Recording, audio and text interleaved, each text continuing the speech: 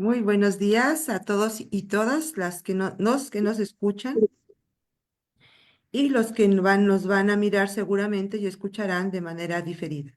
Bienvenidos todos. Estamos nuevamente en una escuela de cuadros Vicente Lombardo Toledano del Partido Popular Socialista de México. En esta ocasión, este domingo 13, vamos a continuar con nuestros cursos de marxismo. Esta es la sexta entrega. En esta ocasión, vamos a continuar con el materialismo histórico y modos de producción. En esta ocasión vamos a tocar el tema del modo de producción denominado o llamado el feudalismo y el mercantilismo. El expositor es nuestro querido compañero Cuauhtémoc Amezcua Dromundo, miembro de la Dirección Nacional de nuestro partido, y yo estaré a cargo de la moderación y los comentarios. Yo soy Alejandra Miranda Recendis y también soy miembro de la Dirección Nacional de nuestro partido. Pues bien, vamos a iniciar a ver las presentaciones. Diré que el nacimiento y desarrollo de esta nueva formación económica social, es decir, del llamado feudalismo, constituyó un avance histórico universal y era prueba de que la vieja formación esclavista había agotado ya todas sus fuerzas. Un segundo, por favor. Permítanme pedirle a mis perritos que guarden silencio. Entonces, bien, decía yo que la formación esclavista ya había agotado todas sus fuerzas y se desintegraba. El régimen feudal, compañeras y compañeros, no se estableció en los distintos países de manera simultánea, sino que obedeció a diversos momentos históricos. Entonces, vamos a ir viendo de la mano del compañero Amezcua Dromundo este tema tan interesante y de necesaria o necesario conocimiento por todos los marxistas, leninistas, lombardistas y quienes quieren conocer el desarrollo de la sociedad humana desde el punto de vista del marxismo, desde el punto de vista del materialismo histórico, que habla sobre los modos de desarrollo de las sociedades de manera, desde un punto de vista económico, social, desde un punto de vista científico. Entonces le pido, por favor, compañero Amezcua, que tome el micrófono y lo escuchamos con atención. Muchas gracias, compañera Alejandra. Empezaremos como es habitual con una recapitulación de lo que hemos visto en los capítulos anteriores y que es necesario tener fresco a la hora de hablar del tema de hoy. En la siguiente lámina empezamos con la recapitulación. El primer punto que ya vimos desde hace tiempo es que el marxismo es una teoría y un método científico para desentrañar todos los fenómenos del universo, el cosmos, la vida en todas sus formas, así como también la sociedad humana, pero además de desentrañar, también es útil para transformar esta última, la sociedad humana, en una superior. De esta filosofía científica, Lenin dijo, el marxismo es todopoderoso porque es exacto. El segundo punto a recordar, a tener presente, consiste en que la parte del marxismo que se ocupa específicamente de todo lo que tiene que ver con la sociedad humana, desde su pasado más remoto hasta su presente y porvenir, que se encarga también de localizar las principales etapas del desarrollo de la sociedad, definir sus características y encontrar las razones de su surgimiento y las causas de su declinación y de su desaparición para dar paso a otra nueva formación política y económica superior, y asimismo a definir la sociedad del futuro y encontrar las vías para que lleguemos a ella es el materialismo histórico. El tercer punto a tener fresco consiste en recordar que el materialismo histórico radica en los modos de producción, o sean las principales etapas del desarrollo de la sociedad. Los principales modos de producción descubiertos por Marx y Engels son la comunidad primitiva o comunismo primitivo, como ellos le llamaron inicialmente, el modo esclavista de producción, el modo feudal, el capitalista y el socialista, que tendrá también una etapa superior, el mismo modo de producción socialista en su etapa segunda y más avanzada es el modo de producción comunista. Ambas etapas, el socialismo y el comunismo, están en el futuro de toda la humanidad. En la siguiente laminilla continuamos con los puntos que ya hemos visto en sesiones anteriores y que interesa tener frescos para el tema de hoy. El punto 4 consiste en que los modos de producción, la definición de estos modos de producción es esta, son las formas en que la sociedad organiza la producción de bienes y servicios, así como su distribución. Son formas de organización social que se sustituyen cuando se agudizan sus contradicciones internas y ya no permiten un mayor avance en el futuro, en el ulterior desarrollo de las fuerzas productivas.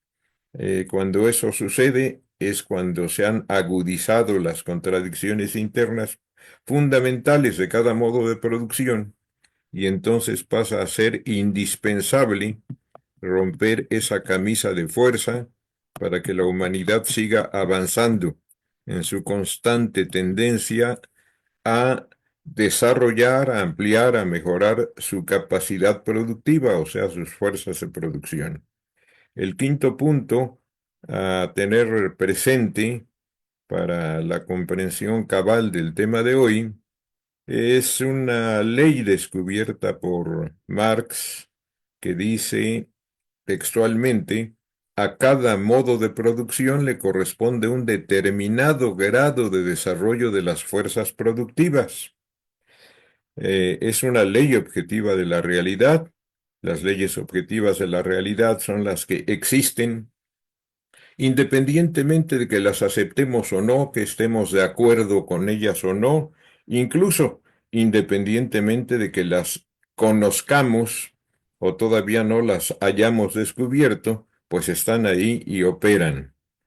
Eh, eh, entonces, esta ley nos indica algo que acabábamos de decir, que las fuerzas productivas tienen una tendencia permanente a desarrollarse.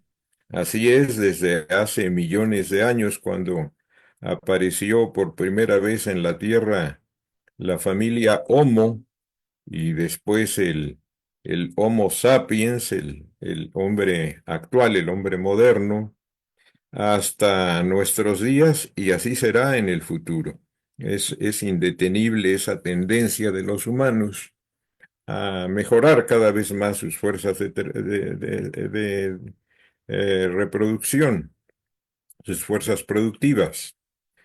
Pero ocurre que periódicamente, cuando cada forma en que nos hemos organizado socialmente para producir pues agota sus posibilidades, entonces estorba esa tendencia y es cuando urge, se hace presente la necesidad y siempre se logra romper esa camisa de fuerza cuando ya se logró el cupo máximo para poder avanzar hacia otro espacio más amplio que permita que siga avanzando esta tendencia.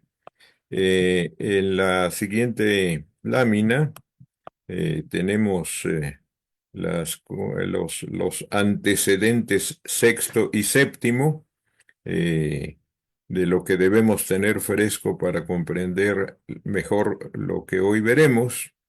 El punto 6 nos recuerda que así sucedió precisamente cuando llegó el momento en que el volumen de desarrollo de las fuerzas productivas que se había alcanzado en el modo de producción comunal primitivo alcanzó el máximo permitido por ese tipo de relaciones de producción.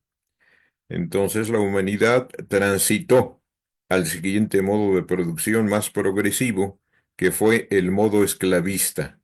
Y este proceso se repite en las nuevas circunstancias, cuando el modo esclavista a su vez ya atrofia el ulterior desarrollo de esas fuerzas, la sociedad entra en crisis y esta crisis se resuelve avanzando hacia el modo feudal, como ya nos lo recordaba la compañera Alejandra hace unos momentos en su intervención inicial.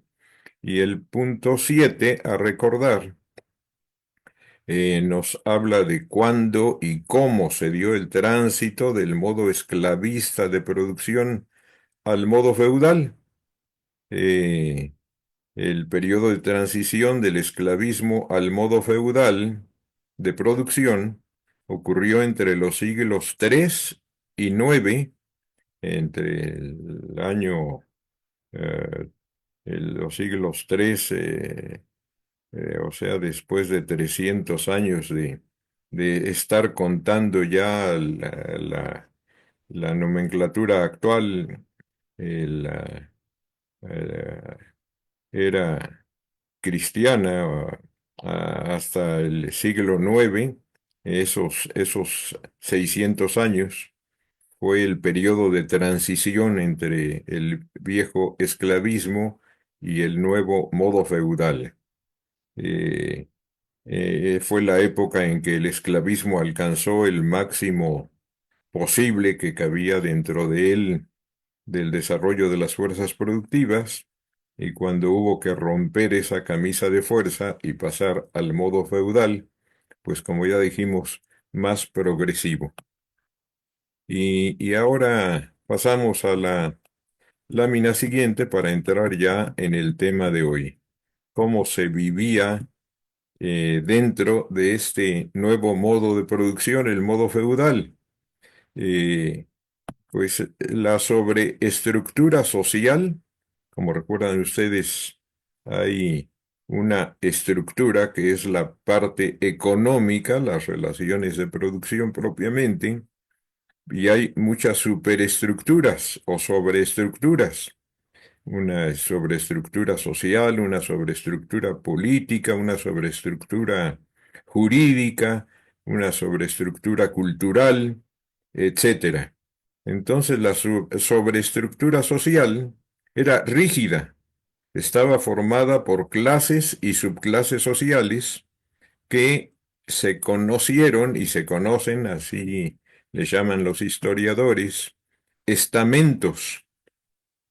En la cúspide, como clase social dominante, estaba la nobleza, formada por los propietarios de enormes latifundios.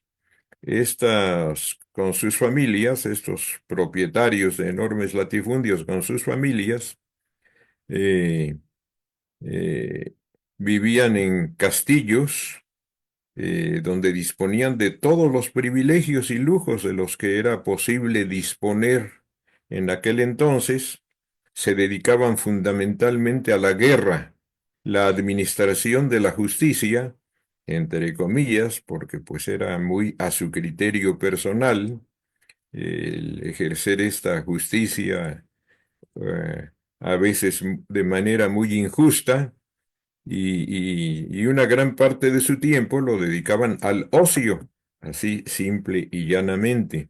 Era una clase social sumamente ociosa, como lo han sido todas las clases dominantes en todas las épocas, incluida la actual. Los campesinos constituían la parte explotada, la clase social explotada, y eran la gran mayoría de la población, alrededor del 90%. En su mayoría eran siervos o vasallos del señor feudal, al que le debían obediencia, obediencia ciega, no se podía poner en duda sus órdenes, su palabra, su manera de hacer justicia o sus caprichos.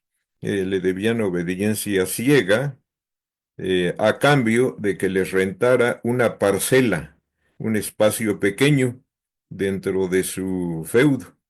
Eh, Ese espacio pequeño lo cultivaban los campesinos para de allí obtener sus alimentos y pagaban la renta con una parte mayoritaria de lo que pudieran cosechar, de lo que cosechaban, la mayor parte era para el señor feudal, pagado como arrendamiento, o bien había dos formas para convenir el pago del arrendamiento, o bien podían pagarlo con trabajo, con jornadas de trabajo que realizaban no en su parcela, sino en la tierra del amo.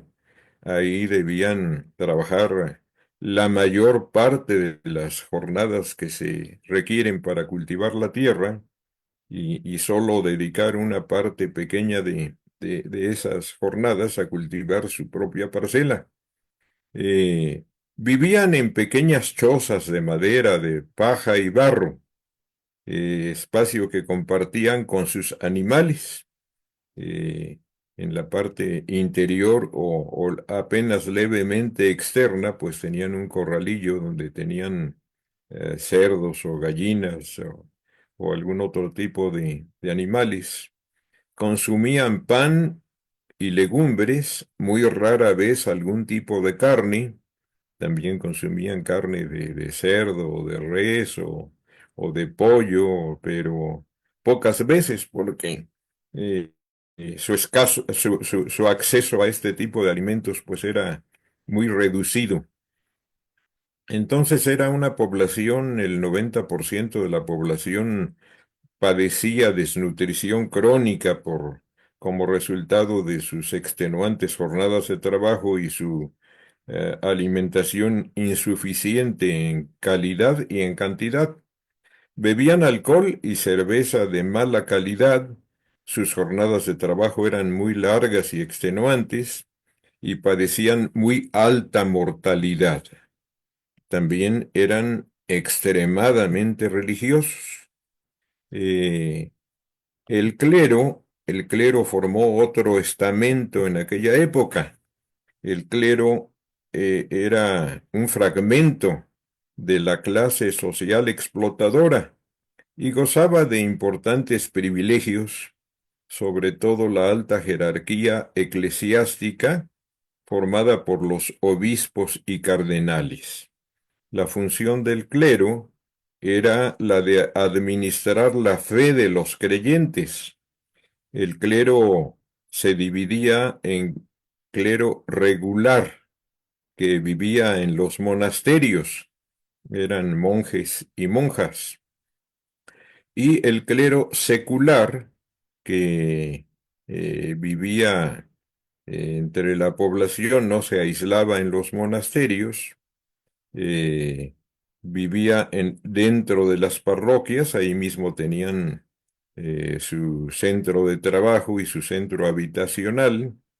eh, en general gozaban de muy buena alimentación y sus condiciones de vida eran agradables, en gran parte equiparables a los de la nobleza, o si acaso ligeramente por debajo de esta, en especial el bajo clero, ese estaba un tanto más abajo en sus capacidades de disfrute de una buena alimentación y de unas condiciones favorables de vida, pero aún así no le faltaban.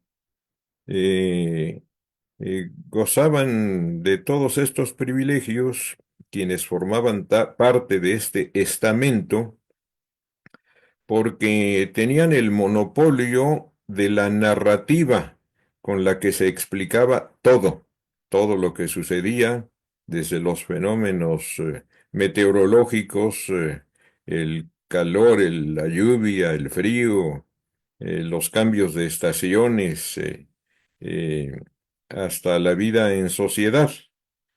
Todo ellos tenían el monopolio de la narrativa, y su palabra pues no podía nadie ponerla en duda. Eh, y a esa capacidad de administrar los conocimientos y la conciencia colectiva, eh, se debía el que fuera tan rígida esta sociedad, que fuera imposible moverse de una clase social a otra. Quien hacía campesino moría campesino, no podía llegar a convertirse en señor feudal ni de broma. Sus hijos seguirían siendo campesinos y sus nietos también. Eh, Porque pues la prédica, de de lo que se debía tener como verdad absoluta es que cada quien ocupaba el lugar que le correspondía, porque así era la voluntad de Dios. Dios había decidido: tú vas a ser amo feudal y vas a tener todos estos placeres y beneficios. Tú vas a ser clérigo y también vas a tener todas estas ventajas. Tú vas a ser campesino y ni modo, no te vale quejarte ni tratar de insubordinarte o luchar contra eso. Ese es tu destino, así lo quiso Dios, y pues tú no tienes más derecho que el de acatar la voluntad de Dios sin poner en duda las razones por las que Él haya procedido así. En la siguiente lámina continuamos con el tema de cómo se vivía dentro del modo feudal de producción. Eh, eh, entonces, además de estas clases sociales fundamentales, dentro de ese modo fue surgiendo una nueva clase social que no existía al principio, que no existía en el modo de producción anterior, que era la que integraban artesanos y comerciantes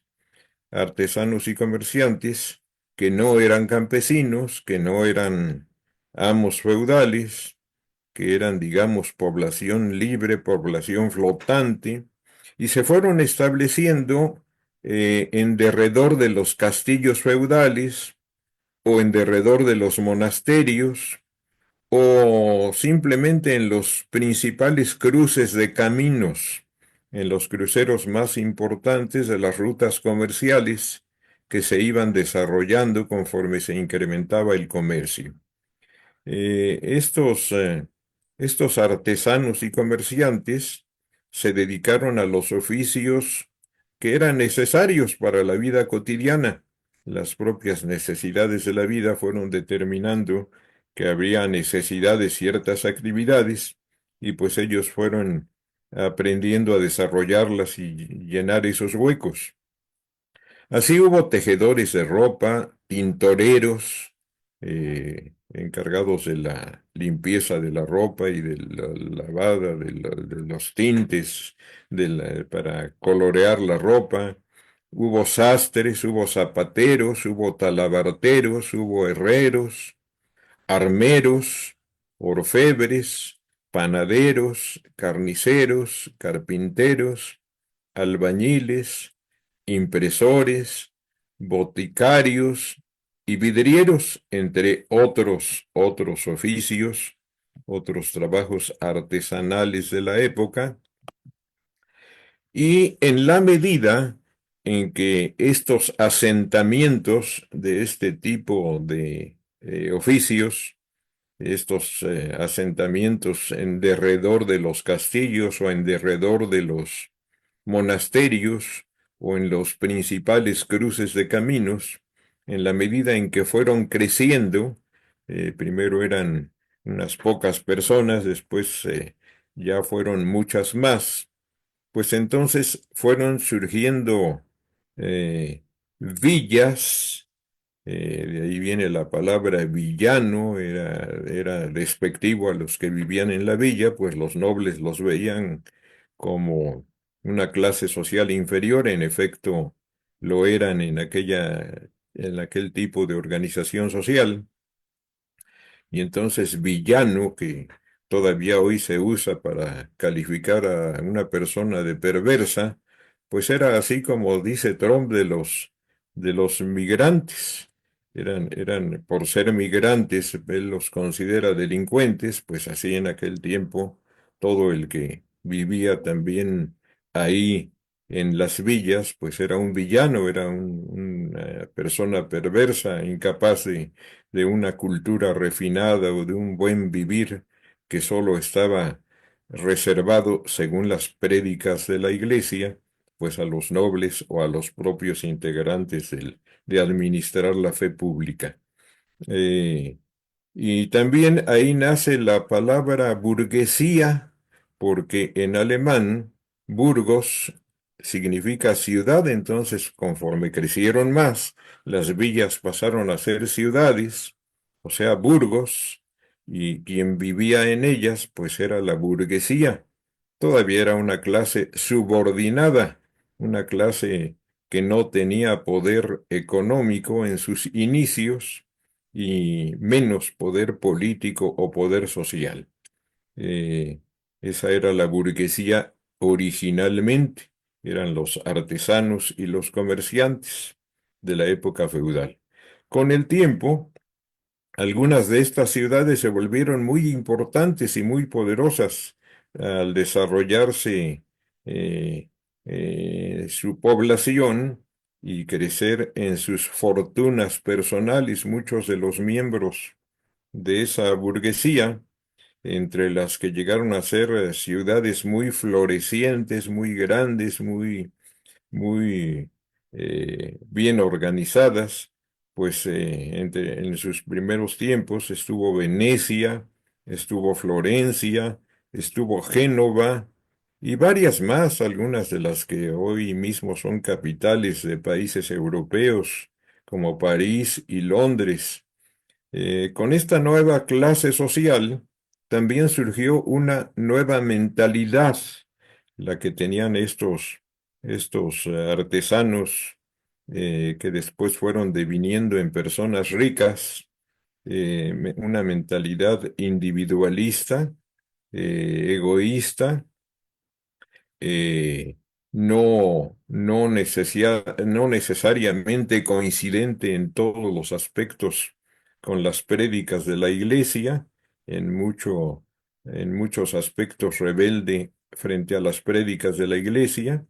Por ejemplo, ellos no aceptaban eso de los estamentos obligados, consideraban que quien acumulaba fortuna, pues ya merecía el trato respetuoso eh, propio de su capacidad adquisitiva. eh, eh, Defendían la libertad individual que no se aceptaba para nada en la época feudal con la ideología dominante. Defendían la capacidad de lucro, eh, todavía hoy se le llama libre empresa a esta forma de entender la vida.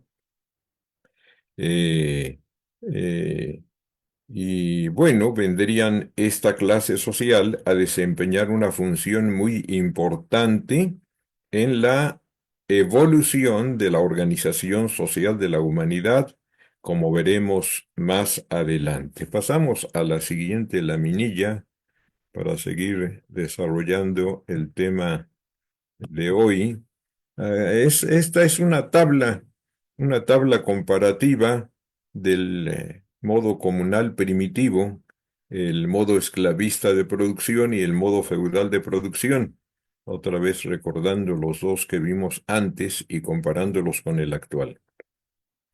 Entonces, en el comunal primitivo, la humanidad vivía de la caza, la pesca y la recolección de frutas, granos y raíces que se distribuían, lo que se conseguía, se distribuía con equidad entre los miembros de la colectividad, entre todos. Nadie era mal visto o visto hacia abajo en cada comunidad. Todos se hermanaban a la hora de repartirse lo que habían conseguido en el día, unos que habían ido a practicar la cacería, otros que practicaban la pesca, otros que salían a colectar raíces, frutos y legumbres, pues se repartían lo conseguido.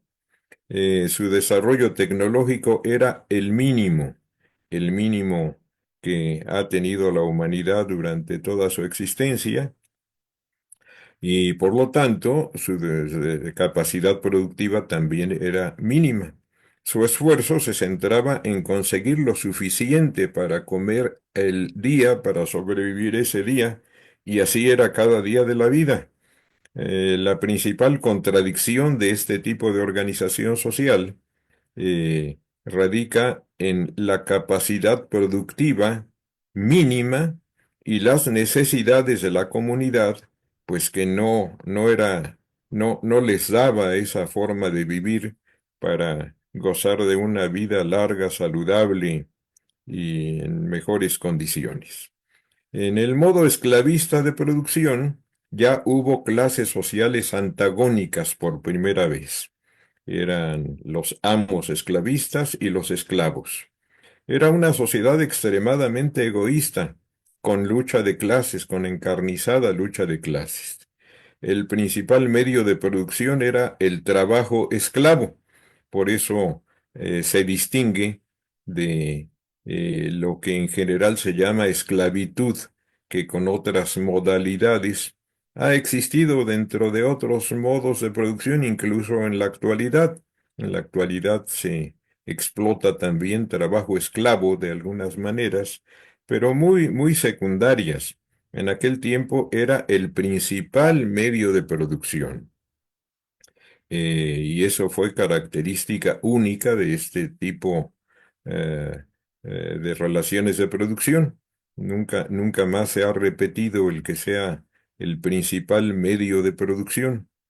Eh, los esclavos no gozaban de salario alguno, eh, solo tenían derecho a la comida y al lugar donde dormir. Los esclavos trabajaban en la minería, la agricultura y las artesanías, pero todo era en función de los intereses del amo. Si así lo ordenaba el amo, pues lo hacían, y si no, no. El amo podía venderlos y comprarlos. Podía abusar de ellos de todas las formas posibles e imaginables, e incluso podía privarlos de la vida sin que eso constituyera delito alguno o tuviera que ser castigado o perseguido de alguna manera. El desarrollo tecnológico de la humanidad avanzó considerablemente respecto al modo comunal primitivo, pero seguía siendo muy limitado. Ya daba para vivir muy bien los amos de los esclavos, pero eran apenas un puñado pequeño de la humanidad. Los demás, la gran mayoría de la humanidad seguía viviendo en condiciones ínfimas. El modo feudal de producción también tiene clases sociales antagónicas. eh, en este caso, señores feudales y siervos son las clases fundamentales. Todo modo de producción donde hay propiedad privada tiene clases sociales antagónicas. Hasta ahorita lo que hemos visto lo comparten el modo esclavista y el modo feudal. Eh, el tener propiedad privada y por tanto tener clases sociales antagónicas y tener lucha de clases. El principal medio de producción en el modo feudal pasó a ser ya no el trabajo esclavo, sino el cultivo de la tierra. El cultivo de la tierra, que era propiedad del amo feudal, y por ser de su propiedad, pues le garantizaba el ser la clase social dominante. Ese cultivo de la tierra la realizaban los campesinos siervos, a cambio de una renta, como ya vimos, que le pagaban al amo, ya sea en especie o con su trabajo. La capacidad tecnológica y productiva fue mayor que en los dos casos anteriores, pero seguía siendo muy limitada. Fuera del feudo, a su derredor, se fueron estableciendo y prosperando los comerciantes y artesanos y fueron formando primero villas y después burgos, es decir, ciudades, y tal es el origen de la burguesía.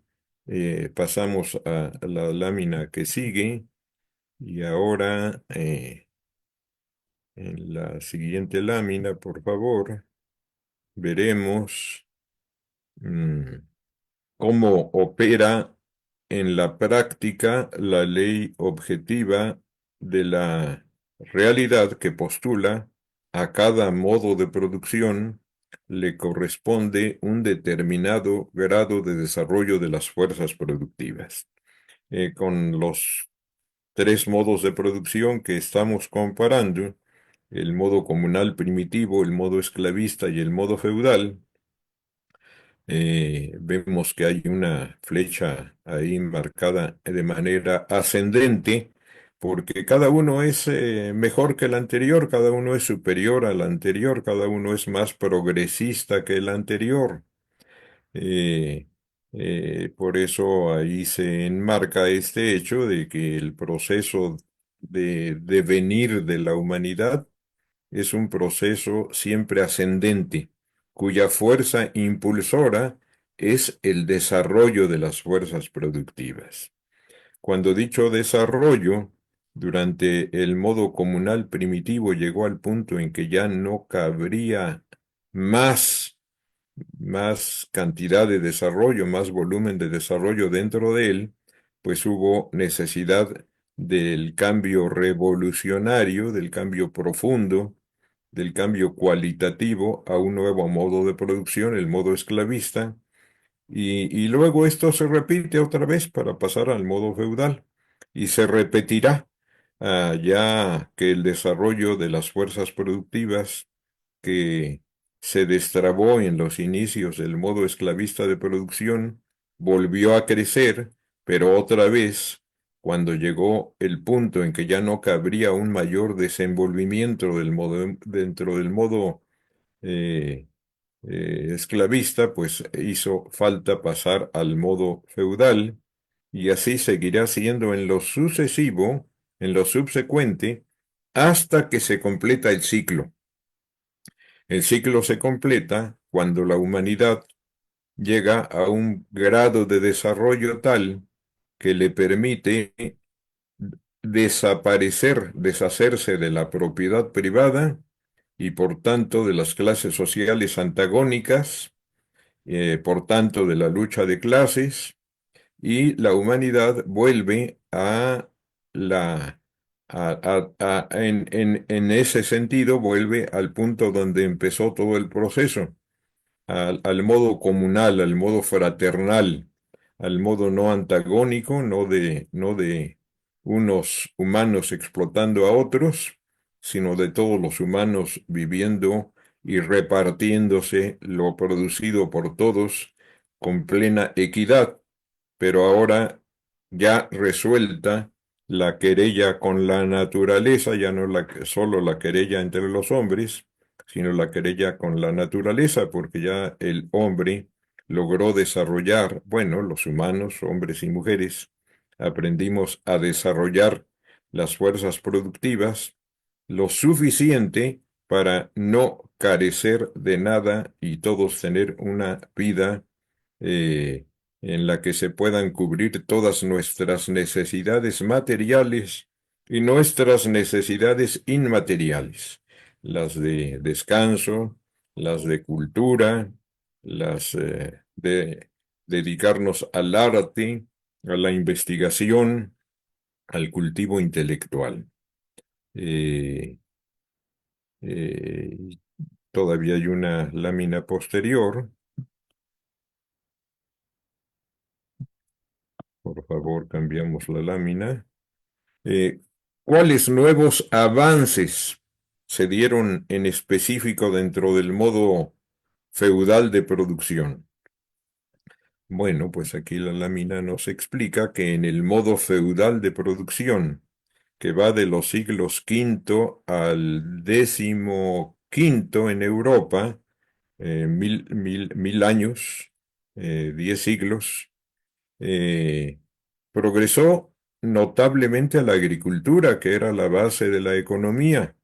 Progresó porque se inventó un arado pesado.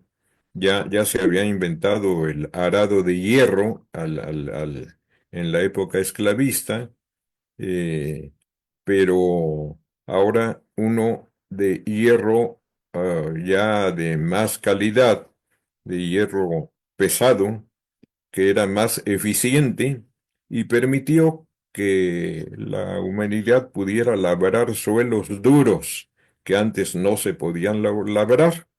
eh, y al avanzar hacia muchos otros territorios que antes no podían ser cultivables, pues la humanidad incrementó las áreas sí cultivables y por lo tanto incrementó la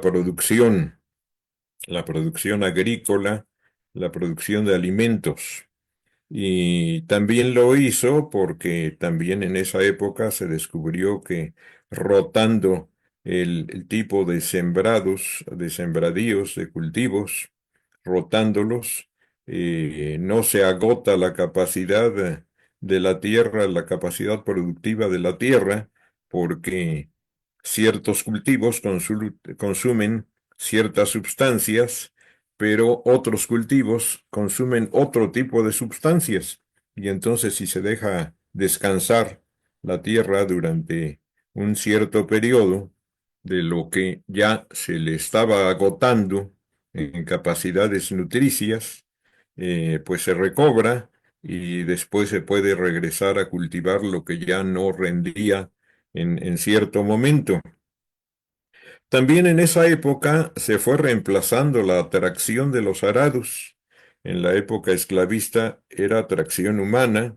En la época feudal empezaron a utilizarse los bueyes y después se fueron sustituyendo los bueyes por mulas y caballos que aparentemente son más débiles, pero son más rápidos, mucho más rápidos.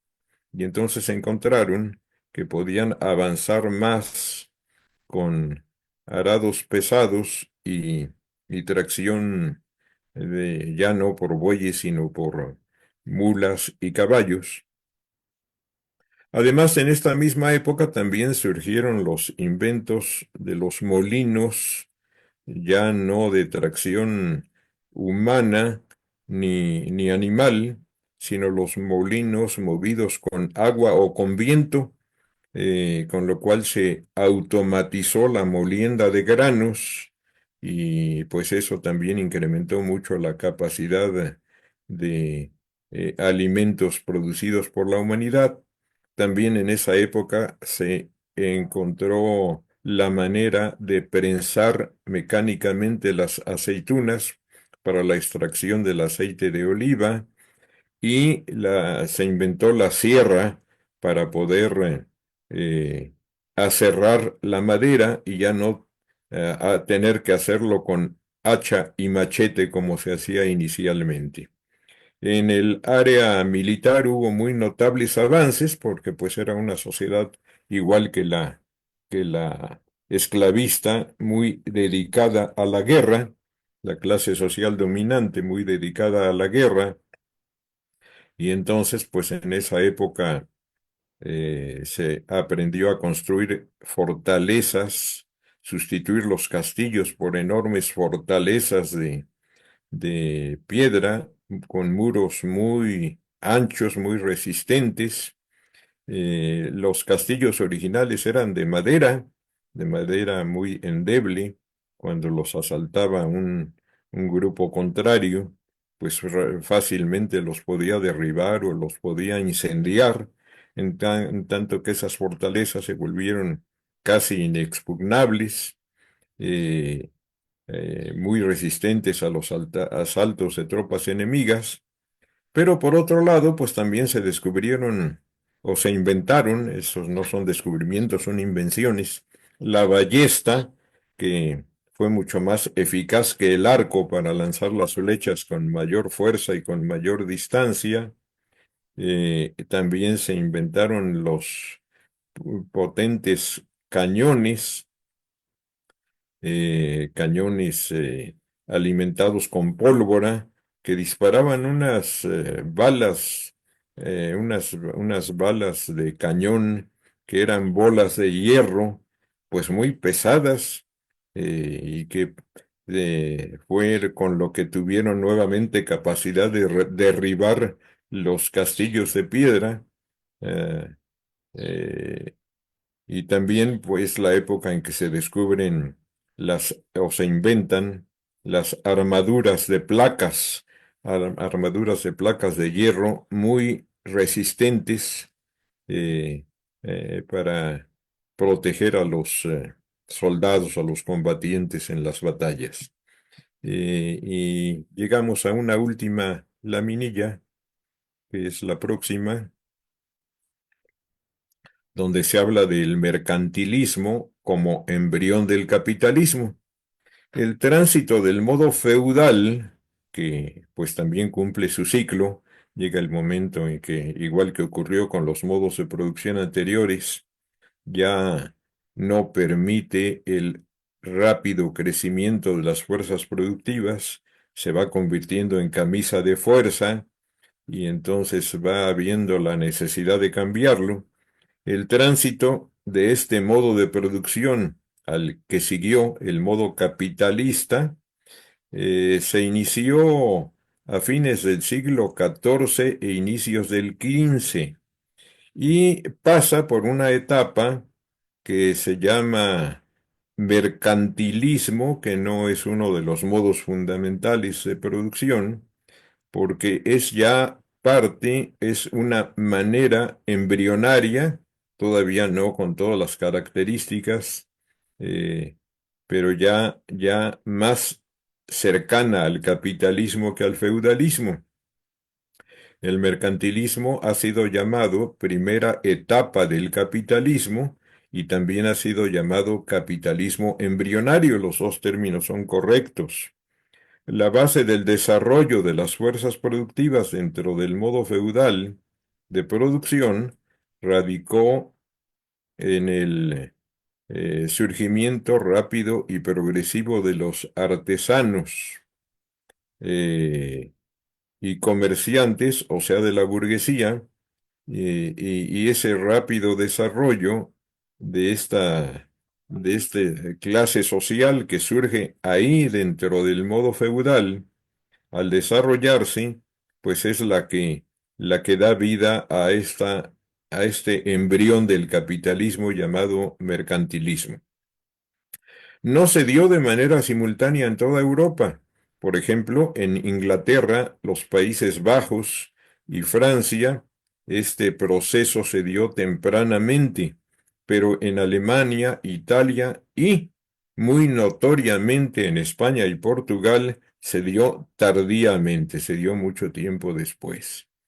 Eh, Esto tendrá mucho que ver con el siguiente capítulo de nuestro curso, porque ahí volveremos a conectar con el tema de nuestro continente, que siguió un curso un tanto diferente al que siguió Europa en, en el desarrollo de nuestras fuerzas productivas, de nuestros modos de producción.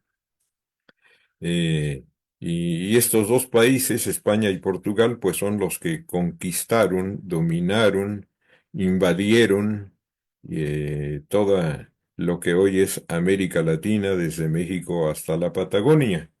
Eh, en la próxima sesión de este curso veremos en detalle las características del mercantilismo, cómo fue el proceso de su surgimiento, cómo fue su relación con fenómenos culturales muy importantes de aquella época, como el Renacimiento, cómo fue su relación con el modo de producción capitalista propiamente dicho, y más en concreto, cómo influyó el retraso histórico de España y Portugal los países que sometieron a su dominio durante 300 años toda la región hoy denominada América Latina, en el modo de producción muy singular que aquí se implantó y que eh, el gran pensador marxista Vicente Lombardo Toledano definió como un modo de producción semi-esclavista y semi-feudal, porque, pues en efecto, nunca hubo aquí un esclavismo propiamente dicho y tampoco un feudalismo propiamente dicho, pero, pero esas dos que fueron etapas distintas, modos de producción distintos en Europa, aquí se dieron entremezclados los dos de una manera sui generis muy peculiar que no se ha repetido en otras partes del mundo. Con esto concluyo mi exposición de hoy. Le devuelvo el uso de la palabra a nuestra moderadora y comentarista y quedo atento al debate, a las preguntas, a las aclaraciones, a las discrepancias. Muchísimas gracias, compañero, querido compañero Cuauhtémoc Amezcua, por su brillante exposición. Creo que nos recuerda esta época, esta etapa del desarrollo económico-social de nuestro planeta, de una parte del planeta, porque como ya lo dijo usted, hay características distintas entre los países que tuvieron un desarrollo más o menos distinto a los que vivimos el sometimiento de esos países dominantes de ese tiempo. Entonces, yo quiero hablar un poquito de cuál era el pensamiento, perdón, filosófico de la época del feudalismo.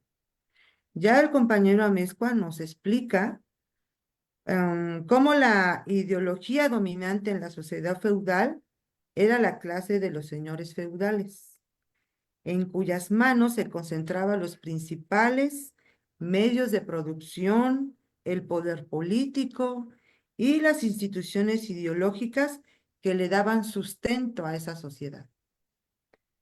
Bueno, la forma ideológica que prevalecía entonces era la religión. El clero formaba parte de esa clase feudal, como ya nos explicó el compañero Amezcua hace un momento. Las capas reaccionarias dominantes de la sociedad feudal trataron de ahogar las ideas sociales avanzadas y todo afán de saber científico. Hay una etapa muy oscura dentro de ese periodo feudal. Con ese fin se valían de la teología y de la filosofía idealista, sobre todo de sus corrientes escolásticas, plenamente al servicio de la religión y de la iglesia. A finales del siglo XI, más o menos, cobró forma definitivamente esa segunda etapa de la filosofía feudal que le llamamos el feudalismo, la escolástica del feudalismo cristiano. La escolástica era la filosofía oficial de las altas capas de la sociedad feudal, a la sazón de dominantes, e imperaba absolutamente en toda la educación, en toda la enseñanza. En la época del feudalismo se consideró a la filosofía servidora de la teología.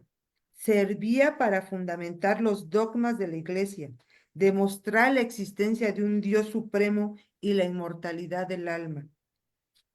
El problema capital que se ocupó esta filosofía fue el de la relación entre el conocimiento y la fe. Los escolásticos partían de la tesis que otorgaba a la fe la primacía sobre la razón. Hay un expositor que se destacó, digamos, por los demás, un expositor de esta filosofía de la que estamos hablando, que fue el dominico italiano Tomás de Aquino, quien trató de crear una enciclopedia muy peculiar de la ideología medieval dominante, justificando el dogma cristiano con las tesis de Aristóteles, pero tergiversadas, porque mientras para Aristóteles la metafísica significaba las entrañas de la física, Tomás consideraba que la metafísica trataba del otro mundo. Entonces, como podemos ver, compañeros, siempre un modo de producción específico también tiene su forma o su sustento filosófico de cómo mantiene el status quo del pensamiento para poder sustentar, en este caso del feudalismo, la explotación del hombre por el hombre, con las particularidades que tuvo este medio de producción. Em, bueno, esto yo quería anotarlo, es breve mi intervención, pero espero que sea útil o que ayude a dar un panorama más amplio. Ya en otras entregas, como ya lo explicó el compañero Amezcua, hablaremos de cómo fue modificándose ese pensamiento filosófico con el llamado renacentismo, ¿no? Que así se le dominó y que sustenta también la clase en ese momento revolucionaria porque cambia de un modo de producción a otro, que es el feudalismo, ahora con un sistema capitalista naciente que en sus inicios o en sus embriones se le llamó mercantilismo. Entonces, bueno, compañeros, pues eso es lo que yo quisiera agregar. Muchas gracias por escucharnos y ahora los invitamos a que nosotros los escuchemos a ustedes y que podamos intercambiar una serie de opiniones al respecto del tema que estamos tratando. Adelante, por favor.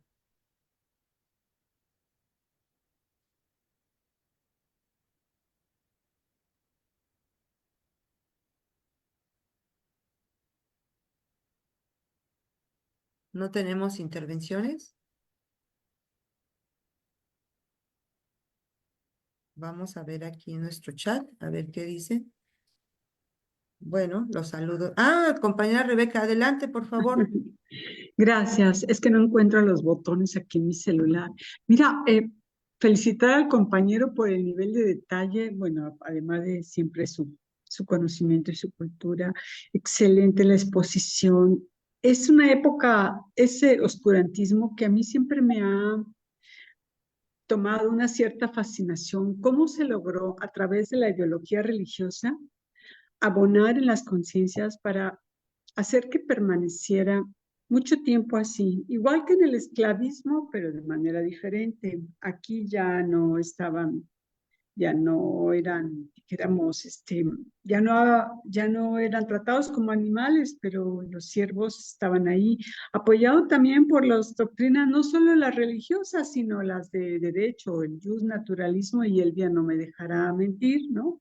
Donde se pretendía que este estado de cosas era absolutamente natural y todavía encima la gran herramienta de la Inquisición, que fue nada menos que inventada en España, en el feudalismo tardío, como decía el compañero Amezcua, con la reina Isabel, que yo la admiraba y mi abuela vivía en la calle de Isabel la Católica. Yo decía, ay, qué bonita la reina Isabel. Sí, fue la primera creadora de la Inquisición. Importante ese dato, ¿no? Entonces, imagínate toda la caballería enfocada a la tortura, al daño, al sometimiento, para poder hacer que las cosas permanecieran igual. Luego se dice muy pronto, pasando a otra cosa, de cómo fueron surgiendo los primeros burgueses a través de los artesanos, ¿no? Pero ¿cómo sería si pudiéramos abonar en el túnel del tiempo? ¿Cómo sería ese proceso donde un campesino se le ocurre que puede fabricar agujetas y otro que puede vivir de la pesca? Debió haber sido una explosión ideológica también importante y como bien se dice, fue cuestión de mucho tiempo, pero ¿cómo fue a dar ese pensamiento del hombre que estaba tan sojuzgado, tan arrojado, tan limitado, gracias a, entre otras cosas, la religión y el derecho? como en parte sigue siendo hoy, nada más que han cambiado mucho las cosas, ¿no? La religión y el derecho siguen siendo dos herramientas importantes, eso me gustaría destacar, ¿no? Para mantener el estado de cosas de la misma manera. No se diga, en nuestra época, aunque haya demeritado el catolicismo, la religión sigue siendo como religión, no como espiritualidad sin templo, sino como herramienta, ¿no? Herramienta ideológica para pretender que las cosas no cambien. En Alemania, por ejemplo, y en muchos países, los apellidos incluso de las personas todavía tienen un origen feudal, ¿no? Por ejemplo, se, era en función de los diferentes oficios que se formaban las familias, los Fischer, que eran los pescadores, los herreros, los costureros, etcétera, etcétera. Increíble, ¿no? Bueno, pues eso quería adelantar. Muchas gracias. Muchas gracias a ti, Rebe. Muy amable por tus comentarios. ¿Alguien más, compañeros? Es una época, pues, por demás interesante. Hace rato hablaba yo del oscurantismo, ¿no? Pero también, precisamente fue por eso, por detener el avance científico, a como diera lugar, prevalecer el sistema del dogma cristiano y el tema de la Santa Inquisición, que fue terrible, ¿no? ¿Alguien más quisiera comentar? Tenemos saludos aquí en nuestro chat. En realidad, casi todos obedecen a un saludo, cosa que agradecemos mucho. Em, aquí pues no, no tenemos. ¿Alguien más? Compañera Marta levantó la mano. Imagínate. ¿No? Eh, Compañera, pero bueno, me gustaría decir como un comentario breve que qué interesante resulta esta larguísima etapa de los grandes descubrimientos, inventos del ser humano, ¿verdad? Y la actitud de la iglesia, y desde entonces a la fecha, sin duda alguna, cómo se fue adaptando, adecuando, ¿no? Para tratar de explicar a la óptica de ellos los grandes pasos que dio la humanidad con la creación de las ciencias, pues con la astronomía, con la biología, sobre todo con las ciencias naturales, ¿no? Cuando se dan sus grandes avances de que, bueno, em, las bases, ¿no? De la física, de la química, y que echan por tierra, pues, tantos dogmas religiosos y la actitud, digamos, pues, oportunista y de alguna manera tratando de salvar su posición dominante del pensamiento religioso, pues la iglesia siempre adecuándose o eh, tratando de no estar fuera de la explicación a su modo de lo que iba presentando la ciencia como evidencias muy convincentes o muy demostrables, en la medida de las posibilidades de aquel tiempo, ¿no? Muy razonables. Me parece que a partir de entonces, si la ciencia ha jugado un papel así como de ir a tener que resolver o enfrentar el reto que le representa las ciencias en general, sobre todo las ciencias, pues, de la naturaleza, para tener que dar la cara frente al estruendoso, digamos, desquebrajamiento o caída de sus dogmas más fuertes, ¿no? Sobre la naturaleza. Es todo. Muchas gracias, compañero. Gracias a usted, querida compañera. A pesar de este periodo de escorantismo, en el que, bueno, ya lo explicamos, no dejó de existir también una corriente ahí un poco, clandestina, por así decirlo, del avance de la ciencia. Entonces, Sí, entre ellos se destaca este señor de apellido Bacon, o se escribe en español Bacon, Rogelio Bacon. Francis Bacon. Ándele. Muchas gracias, Giordano querida Bel, Bruno, en Italia Giordano Bruno, que dio muchos, una verdadera batalla contra la llamada escolástica.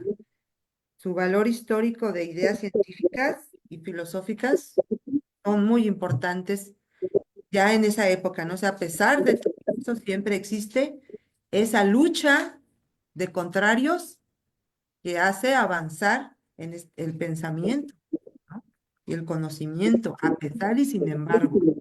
Como siempre es, como estudia el materialismo, eh, la lucha de los contrarios y cómo se dan las revoluciones y los cambios de una sociedad a otra, más siempre más avanzada, siempre es más avanzada.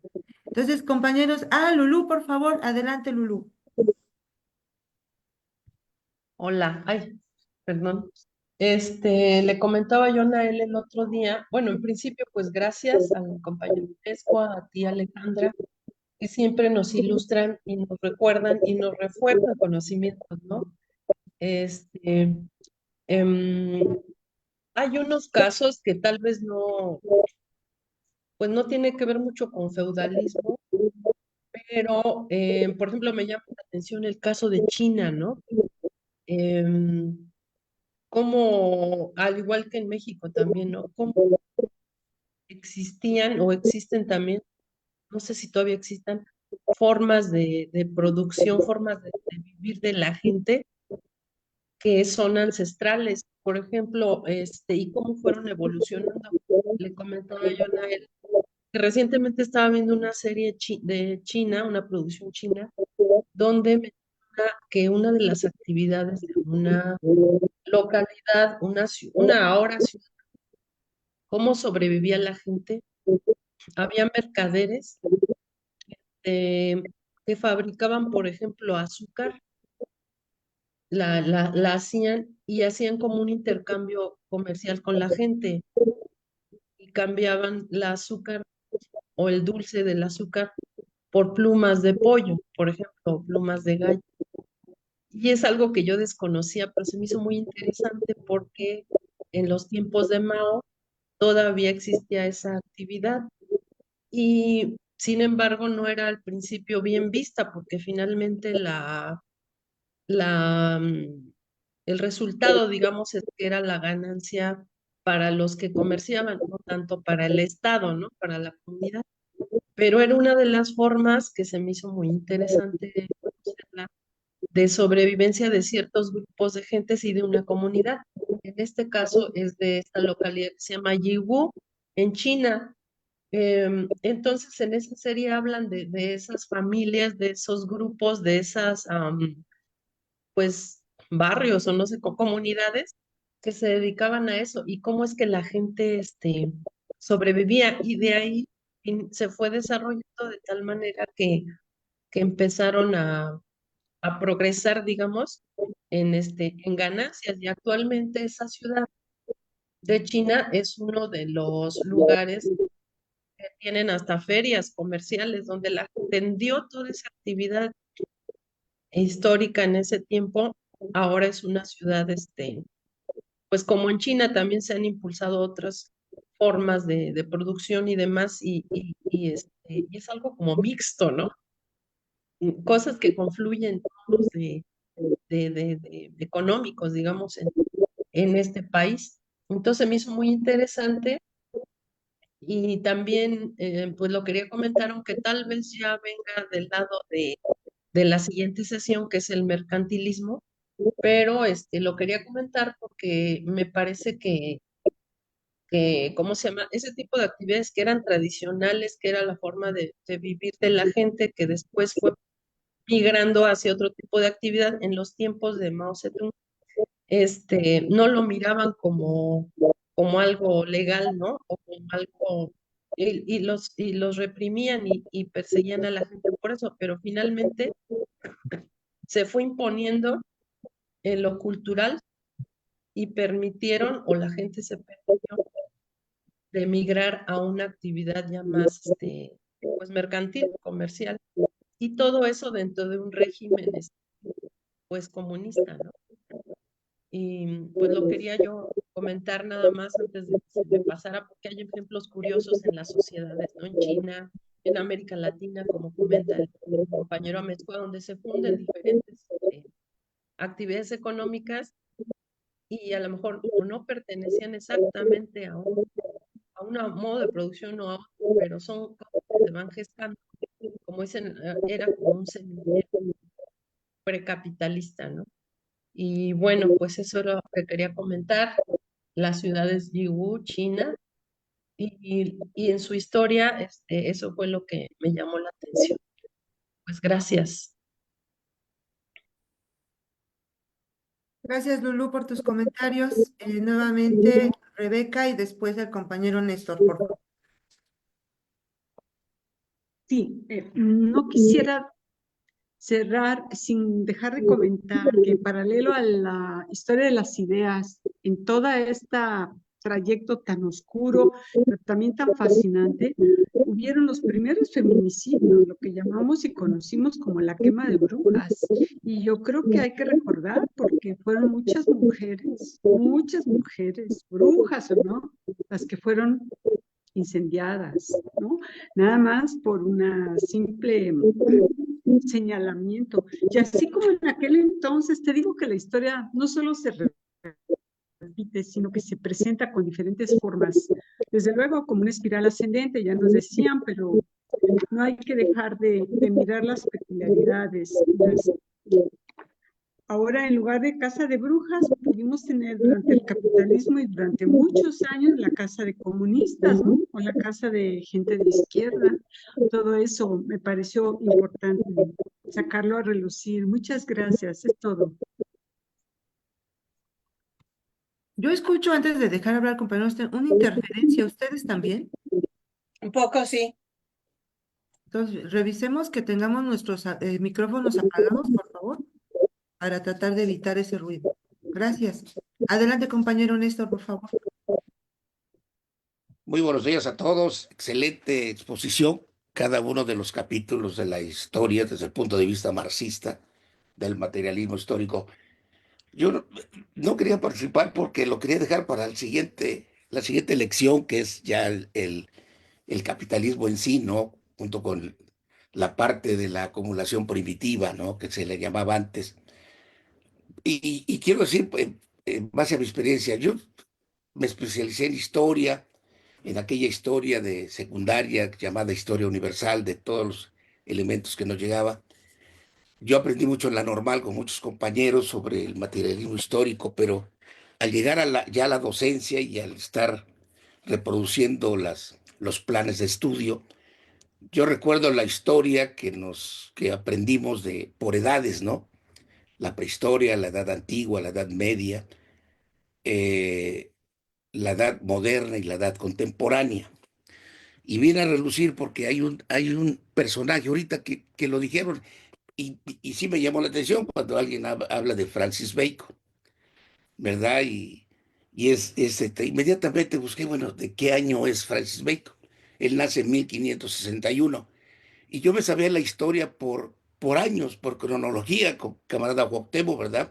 A diferencia del materialismo histórico, manejábamos la prehistoria antes de la escritura. Cuando aparece la escritura viene la Edad Antigua. Después de la Edad Antigua viene ese oscurantismo que ha mencionado, ha dicho 4 veces la compañera Alejandra, oscurantismo. Y el oscurantismo es debido, salvo mejor opinión, compañeros, porque todos los estudiosos de la historia y aprendimos mucha historia, el oscurantismo parte que son 1000 años, de 1561, que es la caída del Imperio Romano de Occidente a la caída del Imperio Romano de Oriente en 1472, por ahí así, ¿verdad? Antes, mucho antes de los descubrimientos geográficos, ¿verdad? Entonces, ¿por qué ese oscurantismo? Y yo lo recuerdo y digo siempre, salvo por opinión, porque a veces mi memoria me traiciona. Humberto Eco escribe El nombre de la rosa. Hay una película muy famosa por Sean Connery, en donde la trama principal es que en los monasterios eran riquísimos en bibliotecas, en libros, y ahí estaba todo oculto. ¿Qué era lo que ocultaban los monasterios, los eclesiásticos, y que no quería que la gente conociera, el pueblo, el campesino? Es toda la obra clásica de los greco-latinos. Ahí estaba la base. El poderío de la iglesia es porque ellos sabían todo lo que los griegos habían inventado, habían creado, Aristóteles, Sócrates, porque recuerdan ustedes perfectamente que durante 1000 años no se habló de Platón, de Aristóteles, de nada. Por eso es la etapa oscura, esos 1000 años de Edad Media, que se reprodujo, que se mantuvo 300 años en América Latina con España y Portugal. Conquistaron y ¿qué hicieron? Los feudales, los monarcas, etcétera, pues querer conquistar la tierra nueva, dice Edmundo Gorman, si Cristóbal Colón inventó o descubrió América. Ese es un gran quiz que tiene Edmundo Gorman. Pero aquí lo importante es que cuando recuerdo perfectamente, y me lo acaba de despertar la memoria del compañero Cuauhtémoc a la explicación última de nuestro filósofo Vicente Lobardo Toledano, y mi pregunta iba a ser, bueno, ¿en dónde está el semifeudalismo y el semiesclavismo? Exactamente en América Latina. Y también le quería preguntar, y eso será para otra sesión, la próxima, yo aprendí el modo de producción asiático, recordará, camarada Cuauhtémoc, en ese aspecto, como una especie de modo de producción, y lo maneja más, creo, en el sentido de que está entre el feudalismo y el capitalismo, pero solamente se presenta en algunas culturas, tanto del Asia como de América, en ese sentido. Así que, para cerrar, sí concluyo mi comentario es en relación a ese oscurantismo, es que estaba todo oculto y todo lo encerró la iglesia eclesiástica, el clero famoso se hizo muy poderoso porque ellos sabían todo y solamente se los enseñaban de vez en cuando a los hijos de los príncipes, etcétera, ¿no? A los pintores. Es en ese aspecto. Pero como me sabía antes la historia por edades, y ahora con desde que soy parte del Partido Popular Socialista, he venido a recordar mucho que me enseñaron mis amigos y compañeros maestros la importancia de la historia y de la ciencia, ¿no? Y la ciencia histórica preferentemente. Ese era mi comentario. Gracias, compañeros. Y más dudas crecen. Pero antes hay algo muy importante que tiene en el pensamiento, ya que mencionaron a Francis Bacon, si me permiten un minuto más. Decía, ¿cuál es la famosa frase de Francis Bacon? Si comienza uno con certezas, terminará con dudas. Más, si se acepta empezar con dudas, llegará a terminar con certezas. Y de ver, de plano aquí, en estas sesiones de la Escuela de Cuadros, pues he tenido más certezas y menos dudas cada vez. Muchas gracias, compañeros, por escuchar. Compañera Alejandra, Adelante, compañera ¿Sí, Marta. sí me escuché? Perdón. Sí, totalmente bien, compañera. Gracias, gracias. no quisiera quedarme sin felicitar al compañero Néstor porque exactamente dijo un punto muy importante. Yo siempre eh, me preguntaba, como profesora yo pensaba, si nuestra escuela, si la educación, si los programas tuvieran un fundamento marxista, ¿no? Sobre todo la historia, aunque no mencionaran a Marx, aunque no mencionaran a Engels, pero que si los hubiesen enseñado el desarrollo de la humanidad, de la naturaleza, el desarrollo de las ciencias naturales, de las ciencias sociales, de todo cuanto existe, con una verdadera base científica. Si nosotros hubiésemos impartido así, hubiésemos aprendido y luego en nuestro carácter de educadores hubiésemos tenido esa formación didáctica para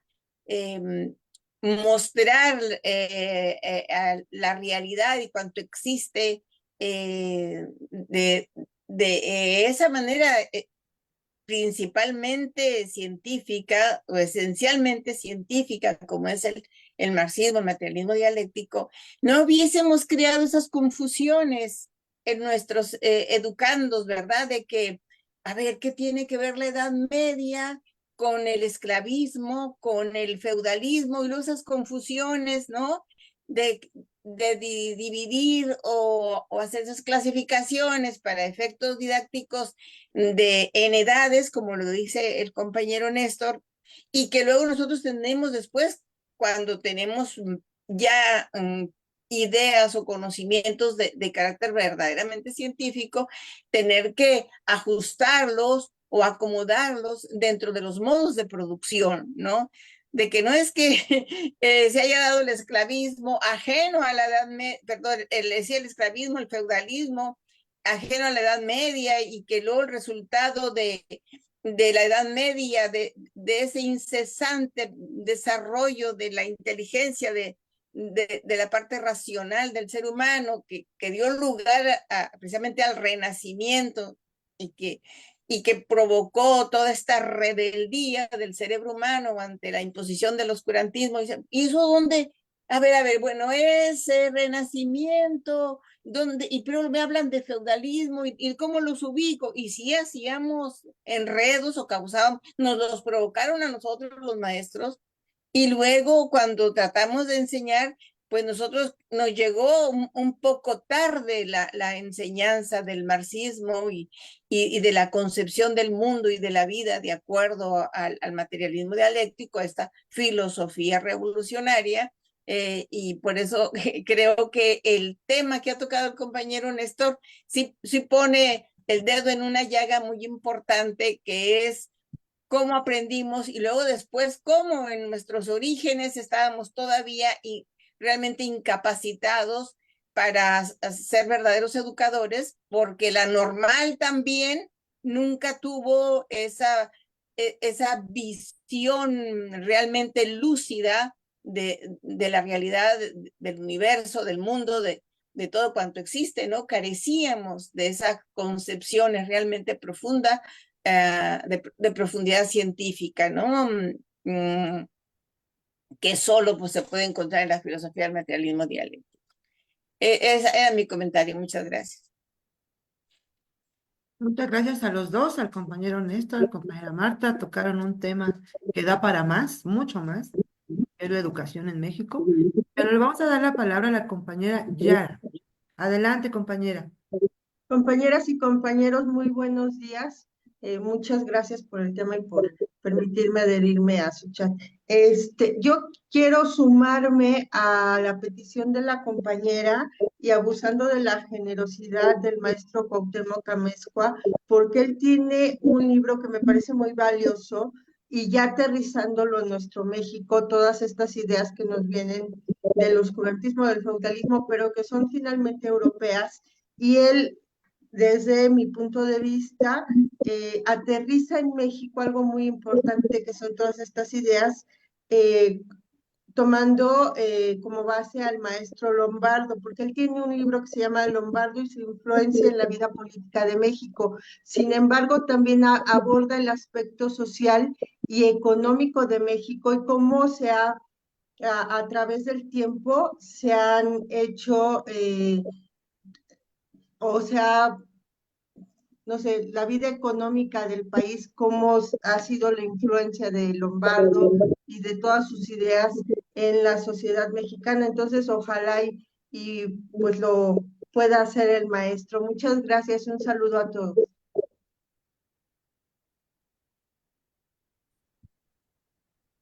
Gracias, compañera Yara, bienvenida a este chat. esperamos verte más seguido. Muchas gracias. Compañero Mezcua, ¿quiere hacer algunos comentarios? Sí, con mucho gusto. Empiezo por lo que trató la compañera Lulú de Oaxaca y en parte también la compañera Rebeca González. Eh, la compañera Lulú nos hablaba de una serie china donde ella ha visto que se habla de formas muy antiguas, de oficios muy antiguos o de actividades muy antiguas, eh, pues ya en la China de Mao. Y sí, es verdad, hay una de las leyes objetivas de la realidad que eh, eh, incluye el pensamiento marxista. eh, es esta de que se refiere al desarrollo desigual de los pueblos. No hay una cronología única a la que se ajusten todos los pueblos del mundo.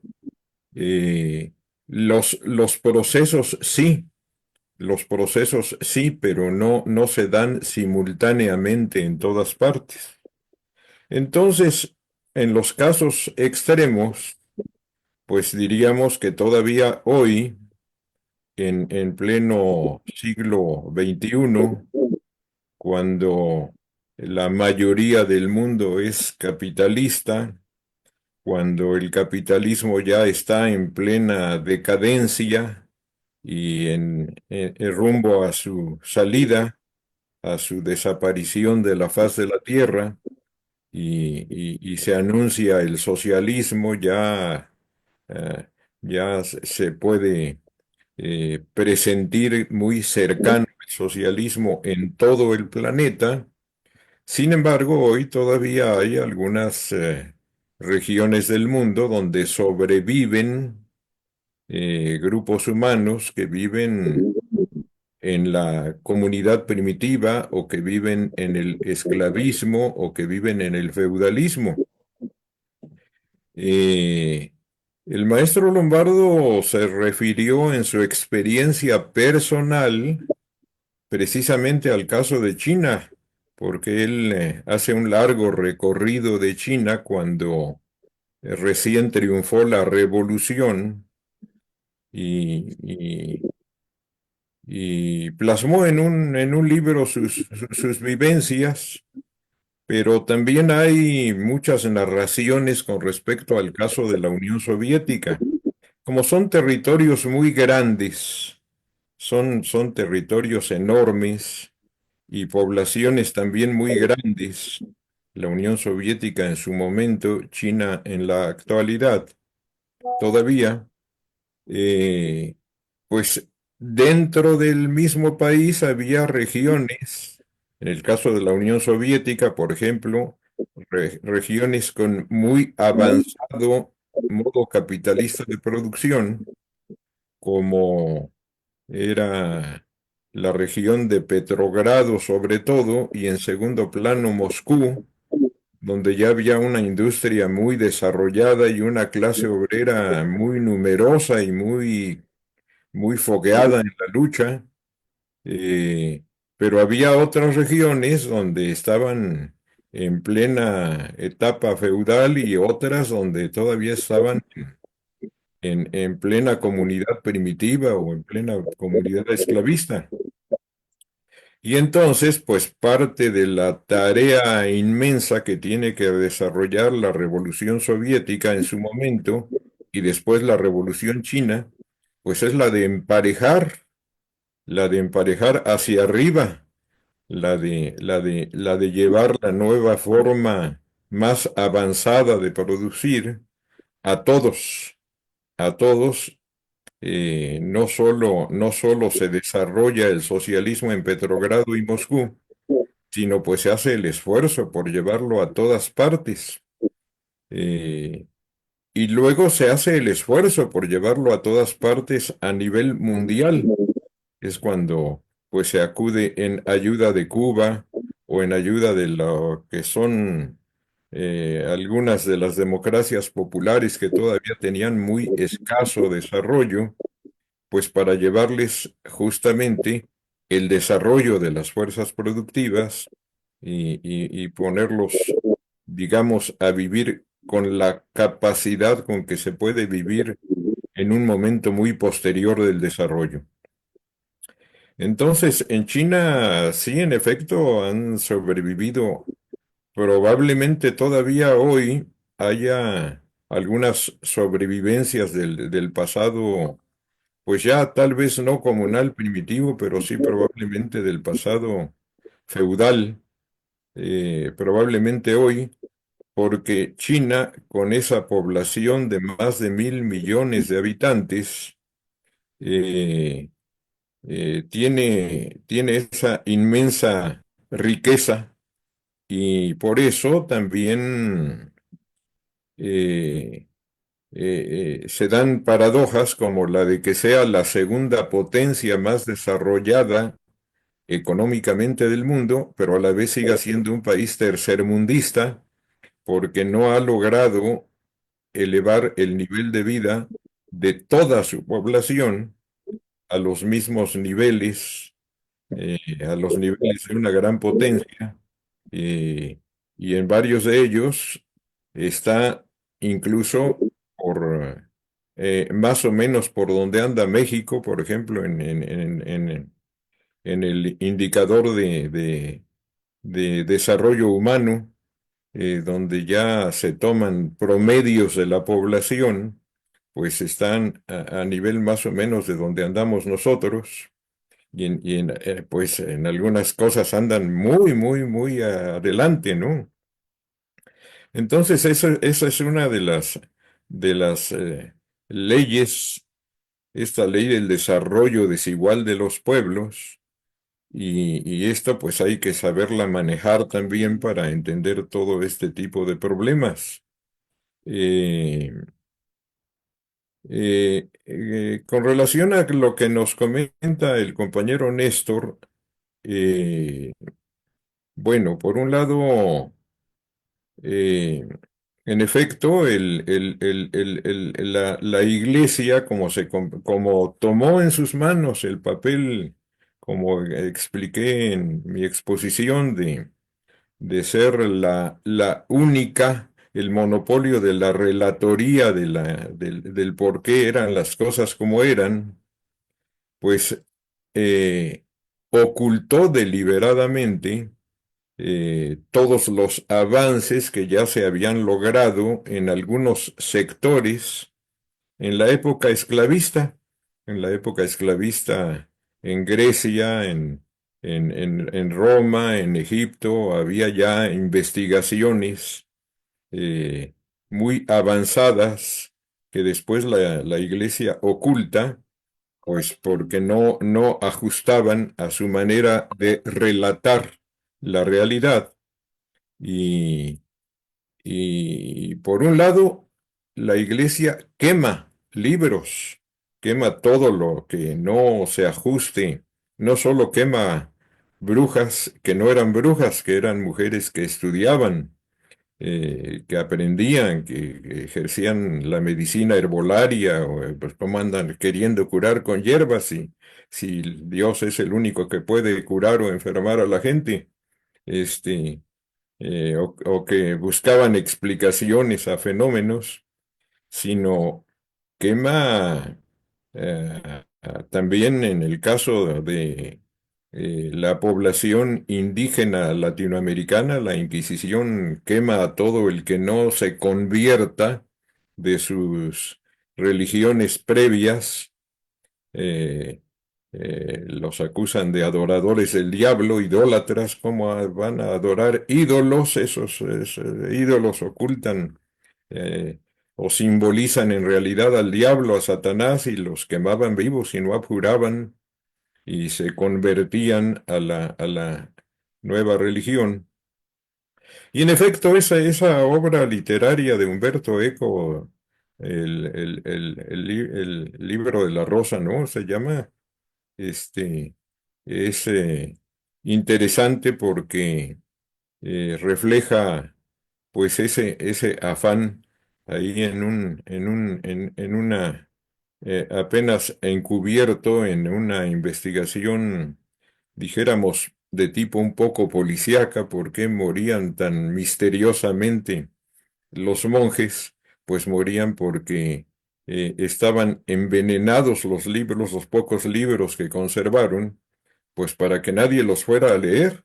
Los pocos libros que tenían ahí guardados de la antigüedad, pues no permitían que los leyeran más que unos pocos monjes que podían copiarlos, pero muchos de estos, pues según la historia de Humberto Eco, pues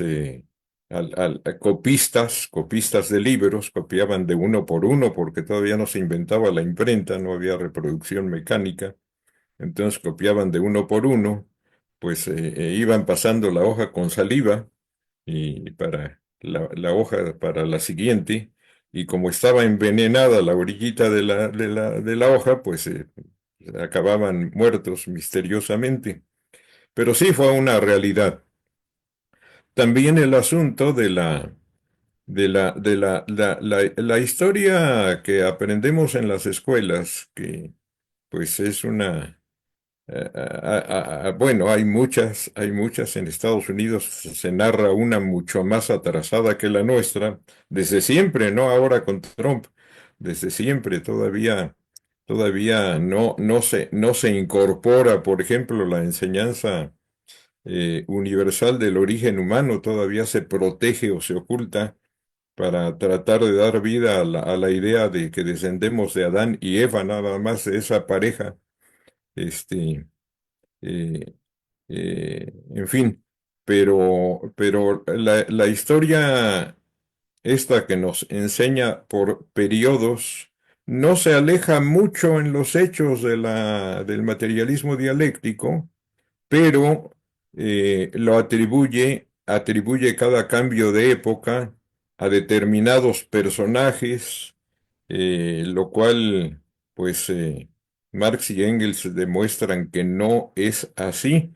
Los personajes como Bacon es producto del, eh, del Renacimiento. Francis Bacon es uno de los principales pensadores del Renacimiento, y el Renacimiento que vamos a tratar en la próxima sesión se corresponde a la etapa del mercantilismo, es decir, ya responden a la ideología nueva que va surgiendo, la ideología avanzada de la burguesía, que entonces era una clase social revolucionaria y muy avanzada, porque iba en contra de la ideología feudal y el modo feudal de producción.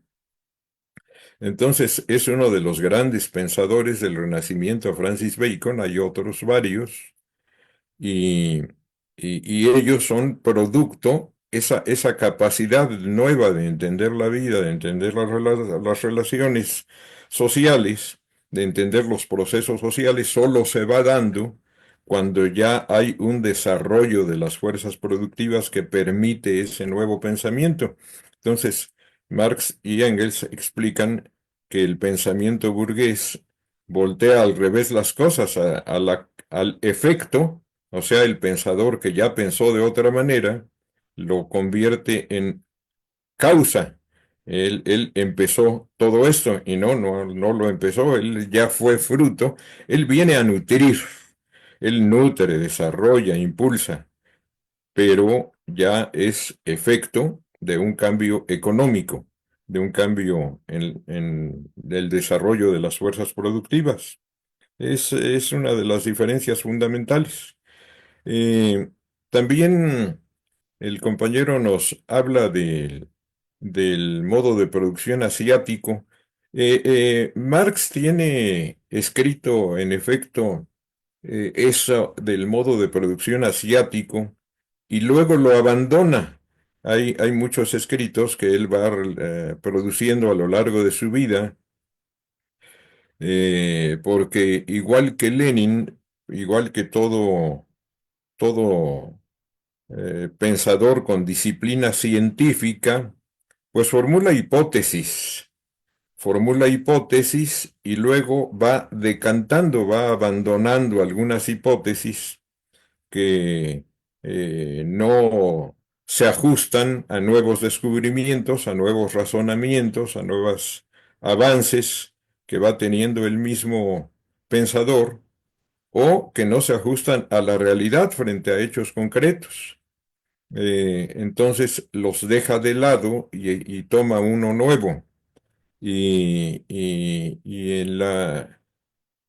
en toda su obra donde Marx y Engels hablan de los modos fundamentales de producción, nunca incluyen al modo de producción asiático.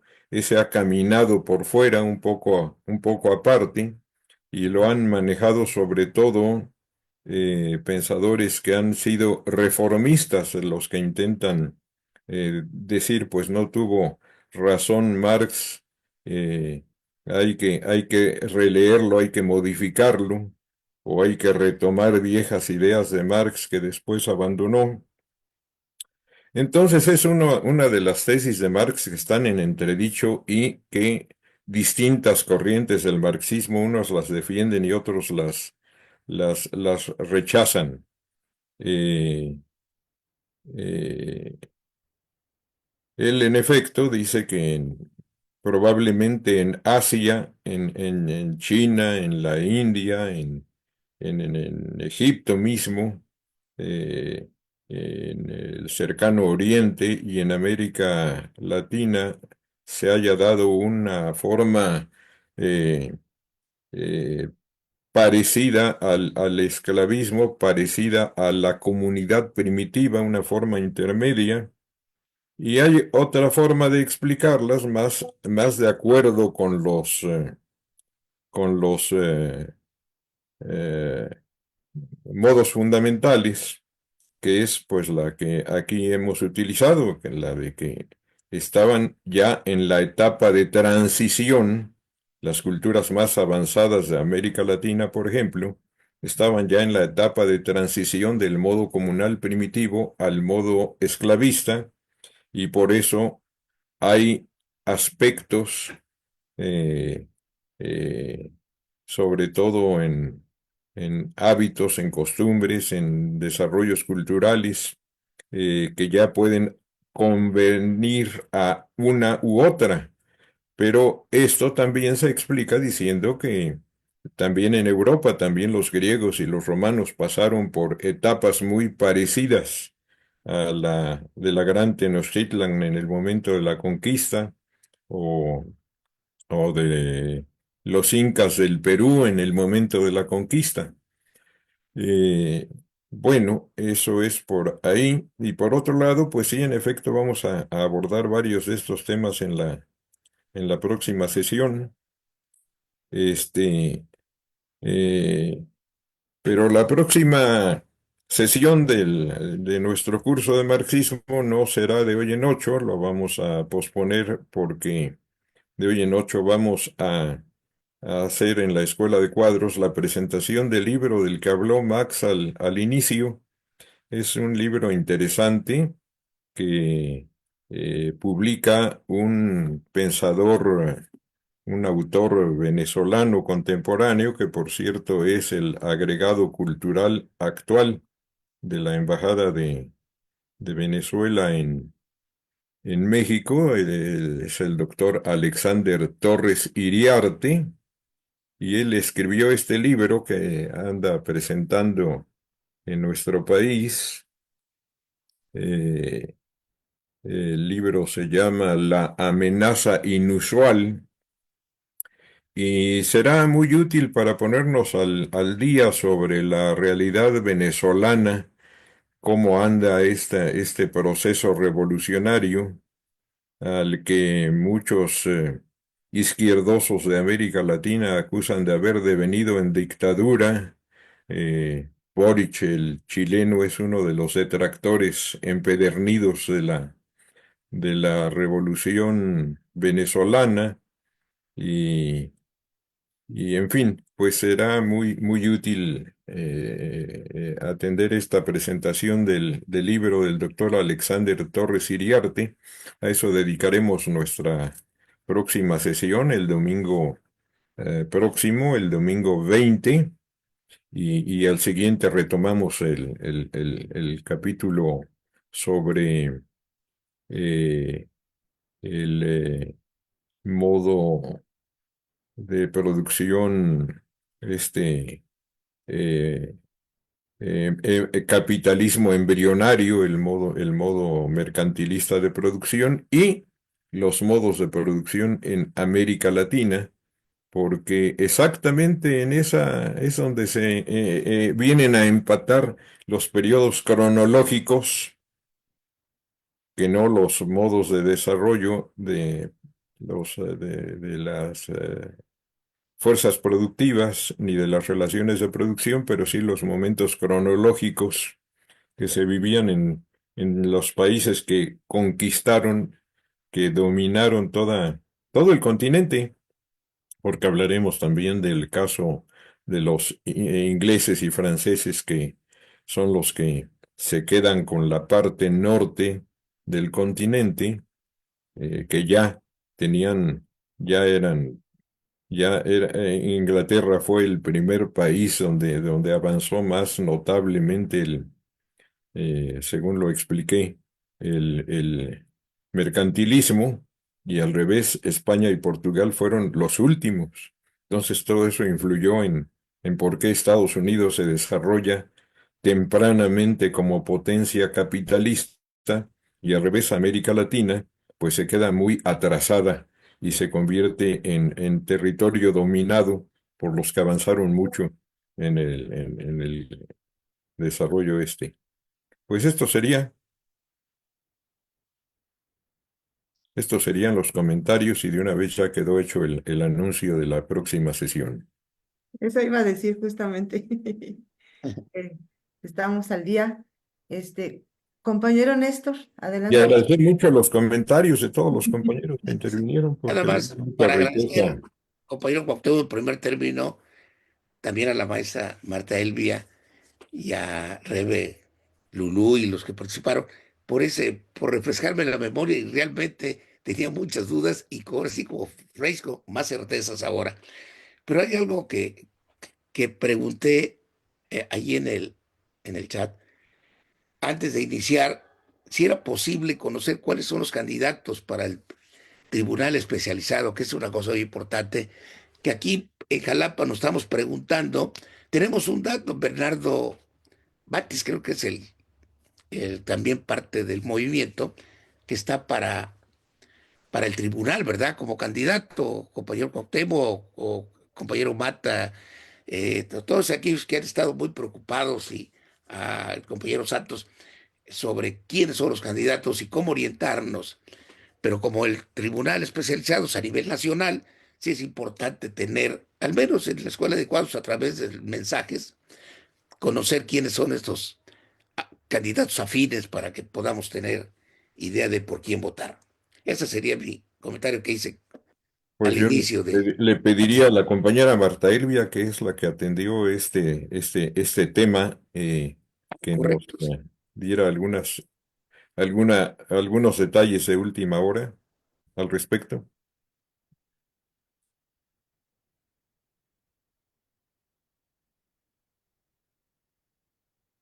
Un micrófono, compañera Marta Elvia, por favor.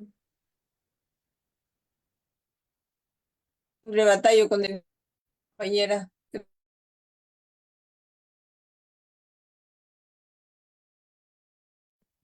Listo.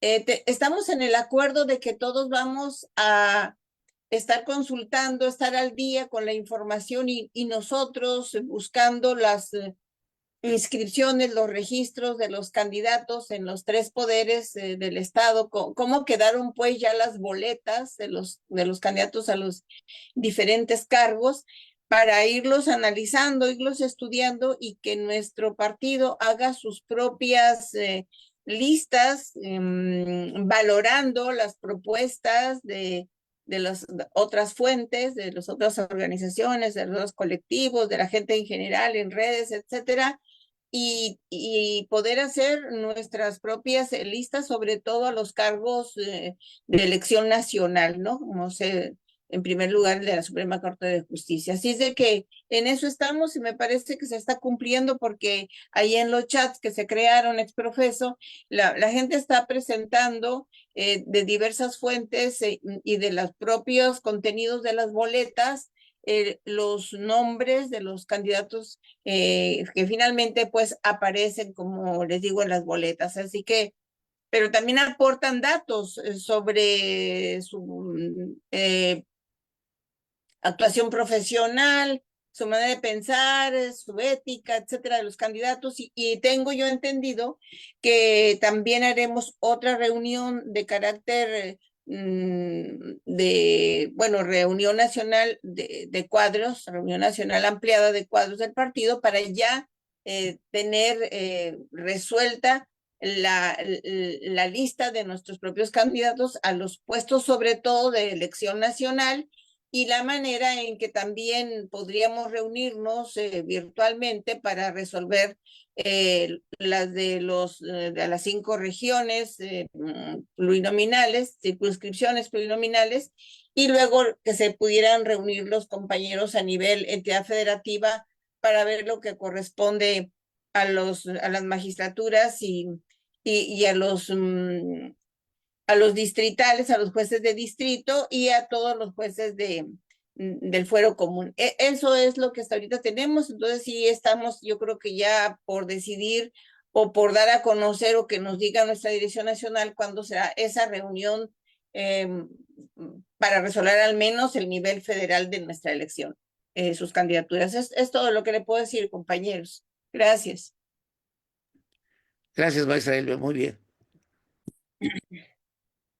Bueno, compañeros, pues entonces me parece que llegó el momento de la despedida.